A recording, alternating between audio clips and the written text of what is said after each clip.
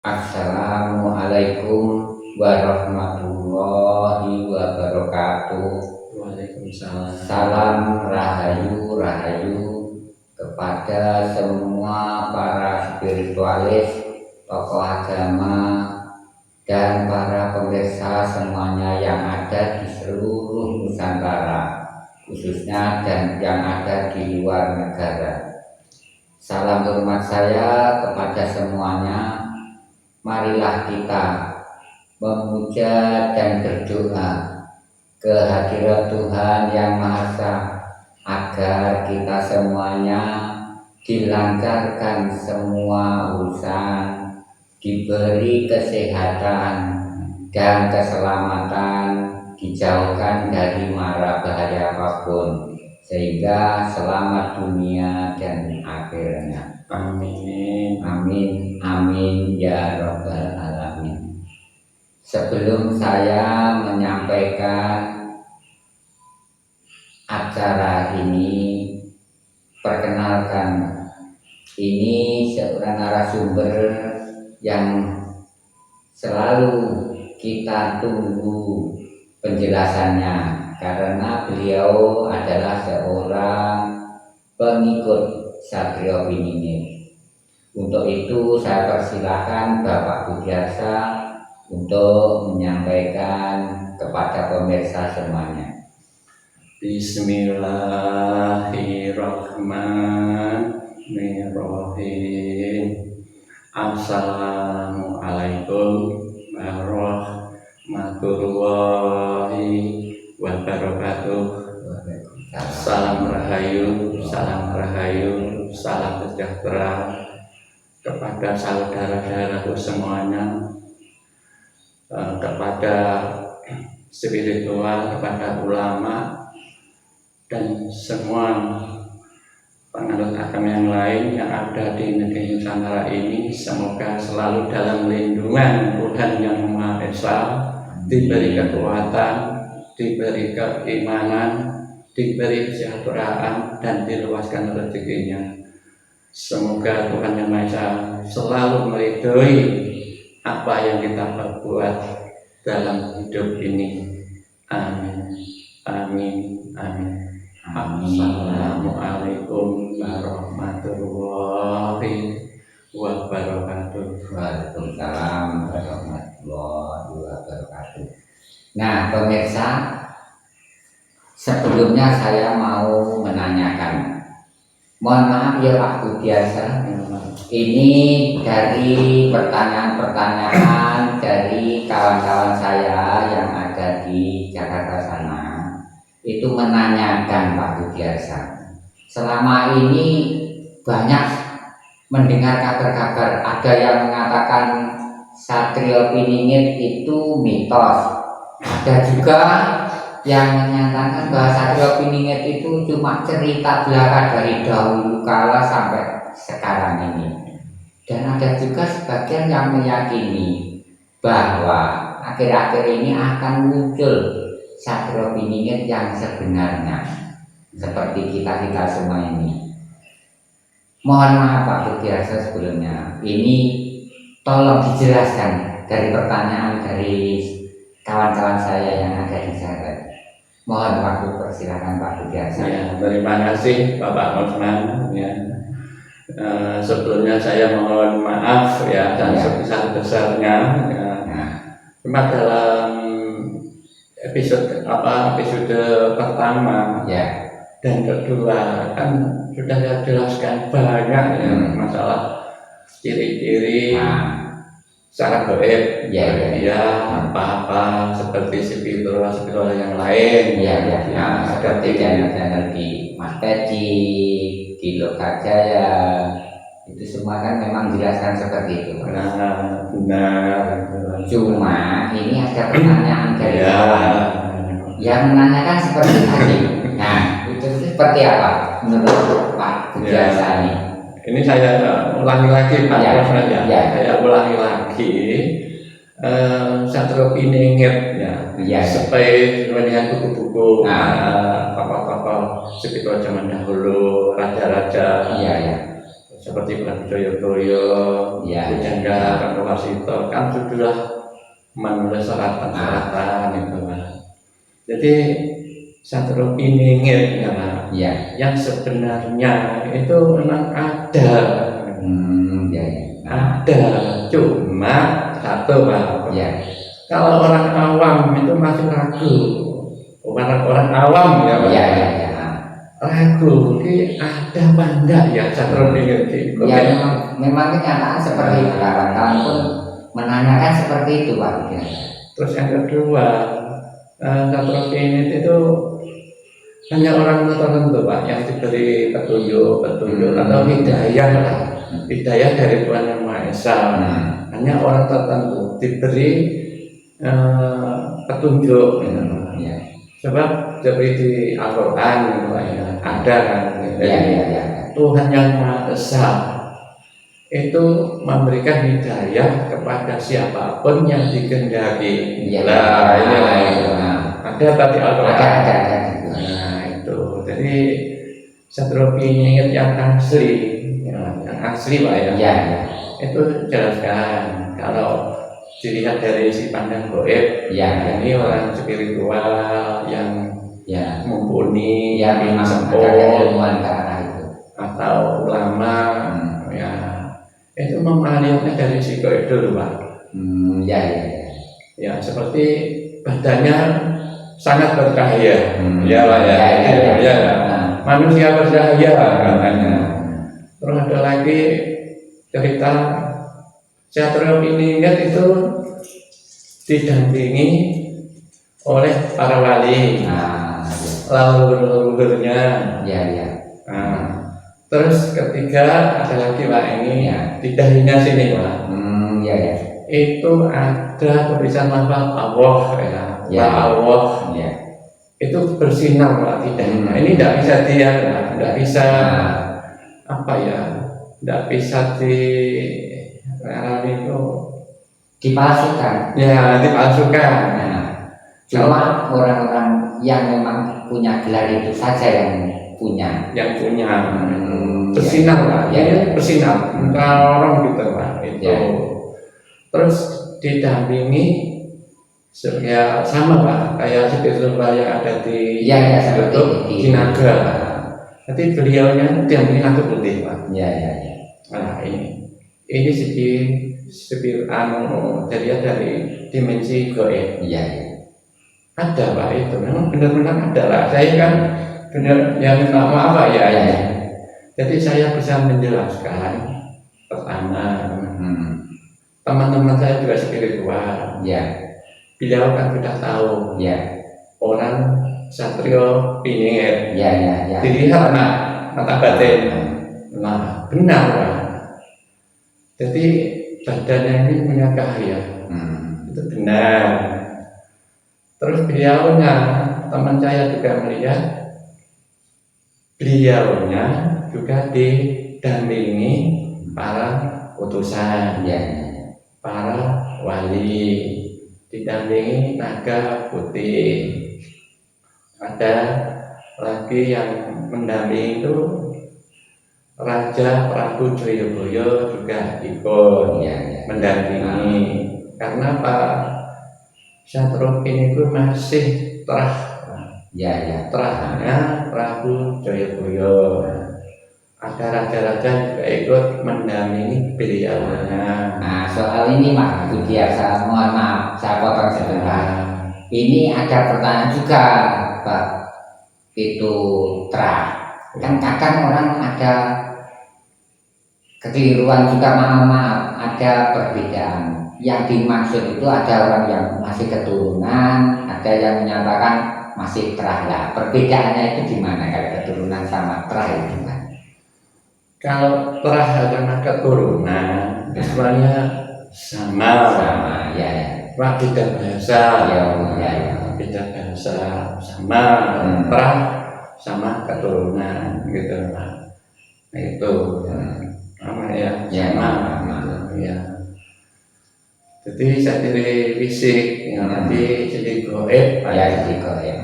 Kalau fisiknya, kalau orang nggak bisa Pak. kita melihat dengan mata batin. Ya. Nah, semuanya Cuma orang-orang tertentu yang bisa melihat. ya. Terus bagaimana ajaran lain nih Pak? Nah, ya. Tadi kalau Satrio Piningit ajarannya kemarin sudah jelaskan. Ya, sudah dijelaskan di Ya. video yang terdahulu. Terutama khususnya itu ajaran budi pekerti di Ya. dalam menjalankan agama Islam. Ya, ya, ya. Itu Pak. Jadi berbeda Pak. Hmm. Jadi ajarannya Satrio Piningit itu berbeda dengan secara umumnya gitu. Terus bagaimana kalau melihat kalau belum kenal untuk meyakinkan gitu ya? Ya, ya, ya. Memang itu jadi pertanyaan juga itu.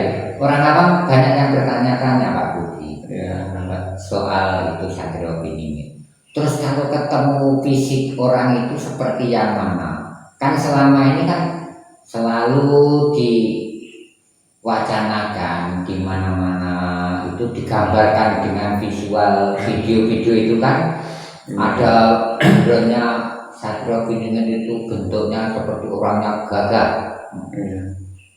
ada yang parasnya bagus.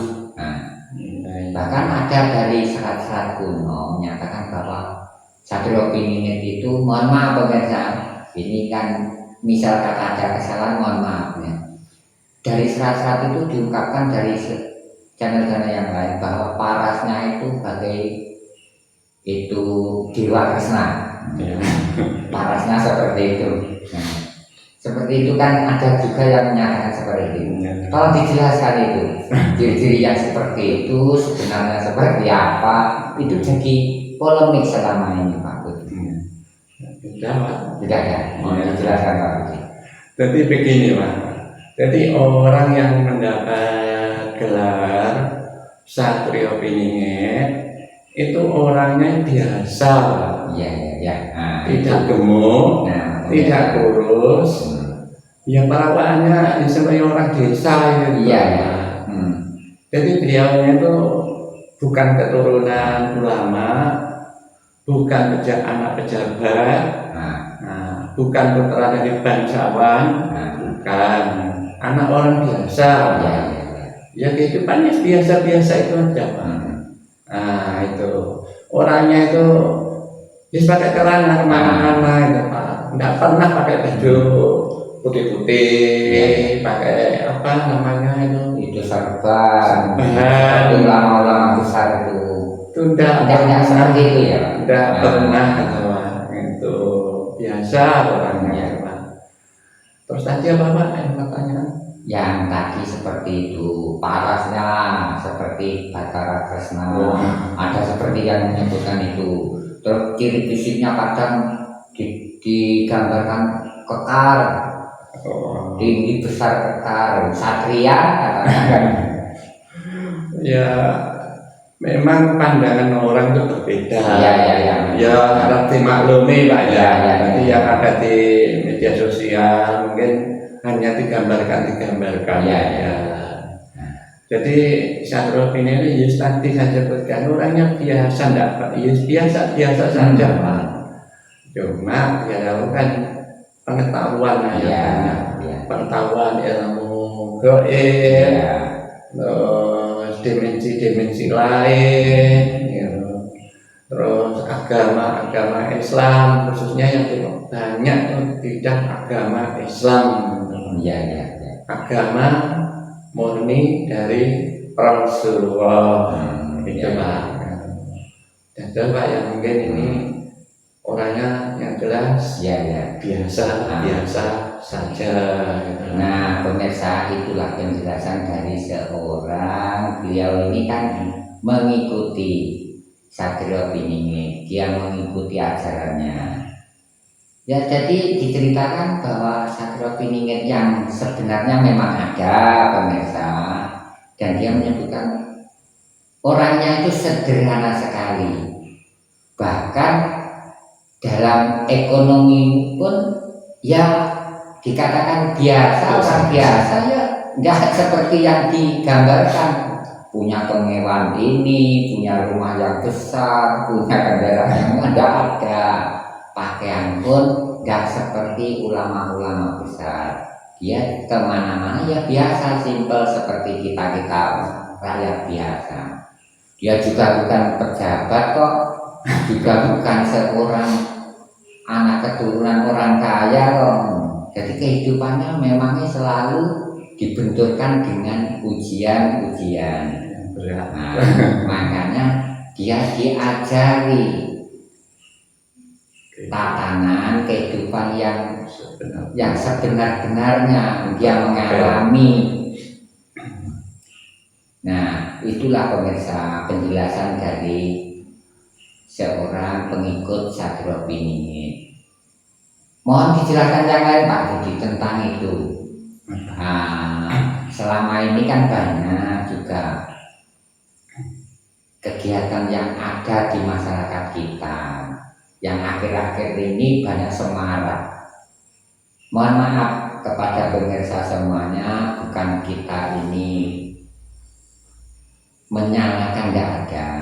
Cuma kita ini menanyakan ajaran itu menurut Sadro Piningit seperti apa. Selama ini Pak Budi, yang di masyarakat kita sekarang ini, contoh musimnya sekarang ini kan puasa, malamnya kan sholat taraweh. Itu kan dari dulu kala ada orang-orang kita itu kan mesti melaksanakan itu, khususnya orang muslim. Tapi akhir-akhir ini ada acara itu soal sholat taraweh itu, ada yang viral selama ini seperti yang sholat taraweh itu cuma beberapa menit saja selesai. Nah, itu menurut pandangan Bapak Budiasa kan pengikut Sadro Piningit, kan mesti tahu ajaran itu menurut ajaran Sadro Piningit itu menurut pandangannya Pak Budiasa seperti apa? Tolong dijelaskan. Ya, terima kasih Bapak Musman ini Ya. juga. Ya pertama gini Pak, saya sendiri juga melihat itu Pak, kejadian yang diviralkan itu sholat taraweh hanya sebagai syariat biasa. Ya. Yang penting sudah menjalankan. Ya. Ya, yang penting sudah menjalankan. Tapi ini menurut saya Pak ya, menurut ya, ajaran Sadro Piningit ya, itu gitu. dari sisi itu Pak. Jadi yang pertama itu Pak ya, itu supaya kita tuh melihat diri kita sendiri dulu Pak. Iya. Diri kita itu siapa? Iya. Ya ini. Diri kita itu siapa? Gitu. Ya. Ya.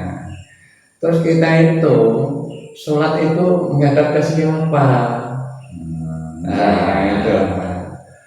Jadi kita itu sholat menghadap ke siapa? Nah, rukuk ke siapa? Nah, sekarang nomor satu saja Pak ya. Membaca surat Al-Fatihah. Iya. Itu kan doa. Iya. Doa memohon petunjuk ke jalan yang lurus. Ya. Nah, terus kita itu manusia biasa, kecil lah. Iya. Tidak ada apa-apanya. Iya. Memang kalau kita menghadap kepada Tuhan, Tuhan kita yang maha agung lah. Iya. Tuhan semesta alam. Nah, jadi dilihat dari ajaran budi ya Pak. Ya, Budi seperti apa? Ya. Apakah pantas kita itu menghadap Tuhan kita yang maha agung kok begitu gitu lah Pak? Ya. Dengan cepat. Apa ya? Tidak melihat Tuhan kita itu siapa, kita itu menghadap kepada siapa gitu loh. Ya apa itu kok meremehkan Tuhan, seolah-olah kan begitu Pak ya. Saya Pak ya. Ya, apa. Itu kan meremehkan Tuhan. Tuhan itu dianggap apa gitu loh Pak. Ya, alangkah baiknya gitu loh Pak. Ya. Alangkah baiknya kita itu kalau salat menghadap Tuhan ya tumak nina, Iya, iya, iya. khusyuk, Hmm. bacaannya pelan-pelan. Iya, iya. Kita menghadap Tuhan yang Maha Agung loh Pak. Iya, iya, iya. Nah, kita menghadap Tuhan yang Maha Agung agar ibadah kita itu khusyuk, ya, terus tumak nina, Iya. agar ibadah kita itu diterima di sisi Tuhan. Iya, iya. Nah kalau salahnya cepat-cepat gimana tumak ninanya? Iya, iya, iya. Nah, terus menghadap Tuhan itu dianggap siapa gitu loh Pak. Ya Pak ya. Iya, iya, iya. Memang. Tuhan kita yang Maha Agung itu dianggap siapa? Nah, tidak takut dengan ajaknya. Kalau diajak sama Tuhan, Iya, iya. pasti ajaknya. Gitu, ya. Jadi gini Pak, intinya itu kita itu kan sebagai orang Jawa, ya tatanan ini, tatanan totonggo, Iya, iya. ajaran budi Hmm. tetap dibawa itu yang nomor satu Pak, di hadapan Tuhan yang Maha Esa, yang Maha Agung. Nah, kita itu ibadah, ya, bukan main-main ini, Iya, iya. bukan Iya, bayangan itu sakral. Nah, Hubungan kita dengan Tuhan yang Maha Esa.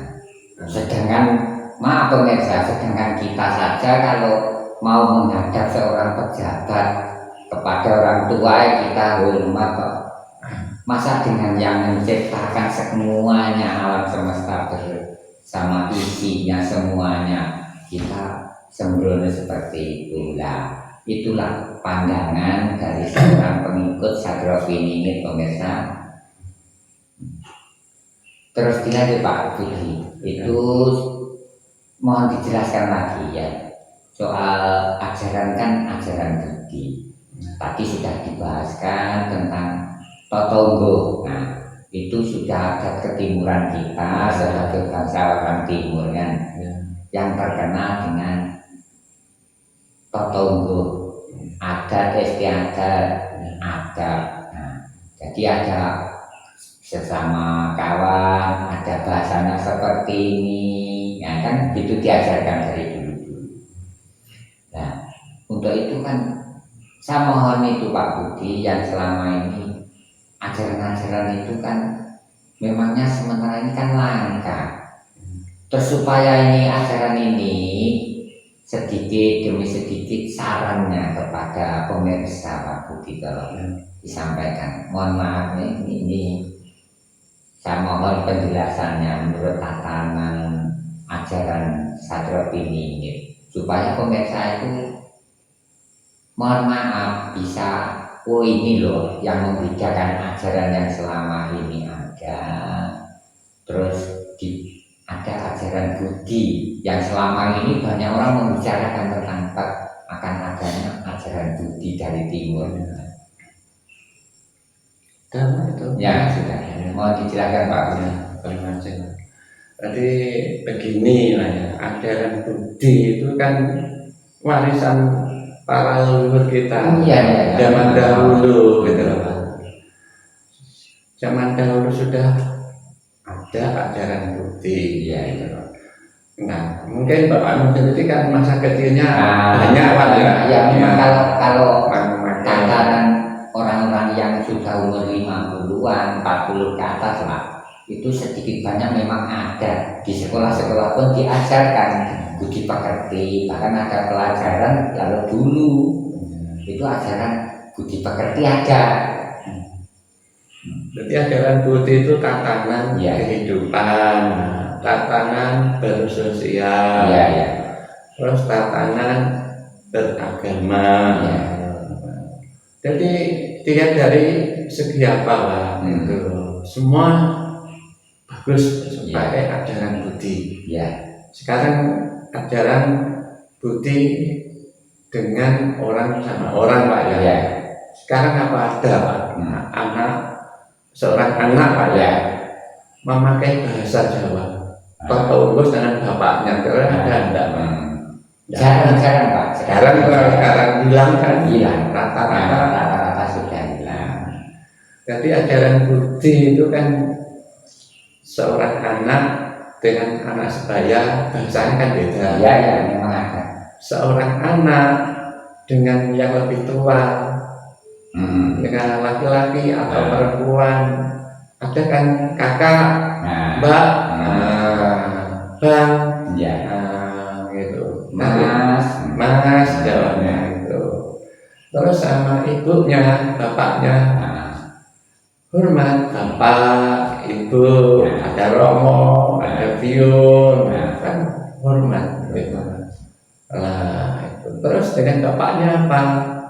Pakai kromo inggil, ya, tahu ya, hormati, hormat, kromo inggil, halus, kromo halus. Cari seperti itu memang ya. Nah, dengan orang lain, ya tetap berbahasa yang halus, sopan, gitu loh. Nah sekarang dalam kehidupan beragama juga harus dipakai kerohanian, keagamaan. Itu Pak ajaran budi. Tapi sekarang sudah banyak hilang. Ya. Wah ini Pak jadi semakin zaman semakin maju, ajaran budi lama kelamaan hilang memang. ya.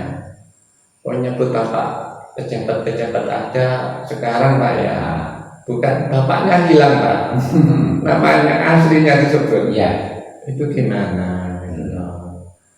Ya apa tahu ini yang paling benar. Kan nggak ada Pak ya. Mungkin Bapak Maman pernah melihat di luar negeri ada nggak ajaran budi pekerti seperti tanah Jawa ini ada. Tadi mulai Pak Unggul kepada lebih tua, pada ibunya, pada neneknya, kepada raja, menghadap raja. Semua kan ada tata kromonya gitu Pak. Iya. Karena mungkin ada enggak kira di luar negeri Pak? Ya ada Pak. Bahkan di tatanan Jawa itu yang saya lihat itu, kita itu disarankan mengenal keturunan mulai dari anak sampai berapa turunan, sampai kalau tidak salah itu sampai 15 atau 16 gitu loh Pak. Diajarkan sampai itu. Jadi suruh mengenalkan kita ini turunan dari siapa-siapa, kan gitu loh. Itulah yang selama ini orang melupakan sejarahnya, bahwa tatanan adiluhung adat ketimuran itu yang ada cuma di bumi Jawa ini. Bukan kita ini membanggakan, enggak, cuma ajaran leluhur-leluhur khususnya Nusantara ini semua mengajarkan. Dari suku-suku di Nusantara ini semua mempunyai adat dan adat tata cara seperti itulah. Dan sekarang gini Pak, ini di media Pak ya. Kalau namanya banyak menyebut malaikat Jibril, ya Pak dikasih malaikat Pak, langsung Jibril gitu aja. Iya kan? Bukan sholawat Jibril lah. Itu Jibril itu siapa? Loh ini loh Pak. Banyak juga yang di teman-teman saya kadang diajarkan. Iya. Allahumma sholli ala Muhammad lah. Ini punya tatanan apa enggak? Punya tatanan sopan santun apa enggak? Nabi loh Pak ya. Langsung ke namanya. Punya tatanan. Iya iya. Jadi menurut pandangan Satrio Piningit ajarannya memang memberi itu tuntunan adat yang sebenarnya ya. Seperti yang Bapak sebutkan tadi, kita ini bukan menyalahkan enggak, mohon maaf pemirsa semuanya, ini kita membahas tentang ajaran Satrio Piningit tadi yang sebutkan Pak Widiasa, contoh tadi. Tolong diterangkan Pak yang seperti tadi itu disebutkan. Kalau tatanan selama ini menyebut ini namanya saja, tidak ada unggal itu menurut pandangan ajaran Satrio Piningit. Mohon diteruskan Pak penjelasannya. Jadi Satrio ajaran budi pekerti itu ya kalau memang kalau dijalankan benar Pak ya, itu bagus ya ajaran dari leluhur kita di tanah Jawa ya. Kita hidup bertetangga, kita harus sopan, Iya. ya lah. Menghormati yang lebih tua dengan bahasa yang dimiliki, tata unggul, bahasa istilahnya tata kromo, Ya. kepada yang lebih tua, kepada yang lebih tua lagi kan berbeda lagi. Jadi diharapkan orang TK Jawa itu punya tata unggul, punya sopan santun kepada orang yang lebih tua, apalagi itu seorang bangsawan, seorang pemimpin, lebih hormat lagi gitu lah, maksudnya enak lah itu. Kan kalau ajaran budi pekerti itu luwes juga enak didengar. Iya. Nggak ada istilahnya kentok-kentokan, nggak ada. Saling hormati, nggak membedakan. Gitu. Itu Pak ya, intinya itu aja Pak sebenarnya. Nanti saya menjelaskan ini mungkin dari pemirsa banyak yang paham, mudah-mudahan memahami bagaimana ajaran budi pekerti di dalam diri kita sendiri.